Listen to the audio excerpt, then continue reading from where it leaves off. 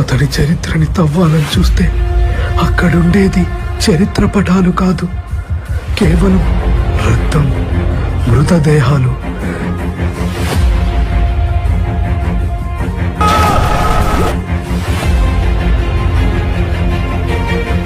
అసలు సలార్ అంటే ఏంటి? ఎవరిని వదలరు.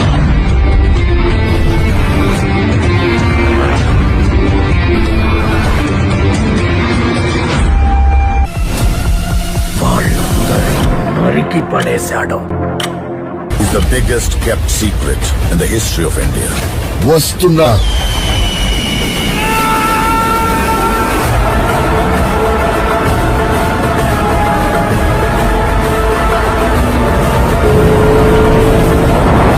వచ్చాడు వచ్చాడు వచ్చాడు మా నాయకుడు.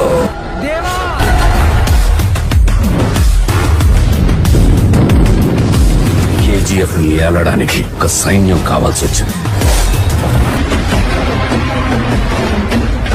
వాడే సలార్. నీళ్ల నుండి నిప్పు పుట్టిన చరిత్ర లేదు. అలలు భూమిని కబలించడానికి అంగలు వేస్తున్నాయి. ఆ యుద్ధంలో మూడో వాడి అడుగు పడింది.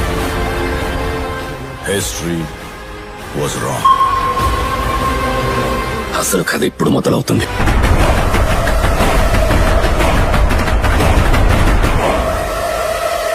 ఎన్టీఆర్ అన్న వాటు మూవీని హేడర్స్ అందరూ ఘోరంగా ట్రోల్ చేస్తున్నారు భయ్యా.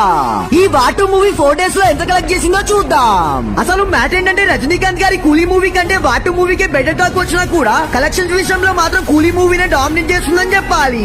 అనిరుద్ మ్యూజిక్ కి ఆడియన్స్ అందరూ పూనకాలతో ఊగిపోతున్నారు. అయితే ఈ వాటు మూవీ ఓవర్సీస్ లో 60 crores అయితే కలెక్ట్ చేసింది. ఇంకా ఈ మూవీ 4 days లో బాక్స్ ఆఫీస్ దగ్గర 250 crores కలెక్ట్ చేసింది. అయితే ఈ కలెక్షన్స్ అన్ని చూసి హేడర్స్ అందరూ ఎన్టీఆర్ అన్నని రజనీకాంత్ స్టార్డమ్ ని ఎవ్వరూ టచ్ చేయలేరు అని పిచ్చి పిచ్చి కూతలు కూస్తున్నారు. ఈ 2 మూవీస్ లో మీకు ఏ మూవీ బాగా నచ్చిందో చెప్పండి ఫ్రెండ్స్.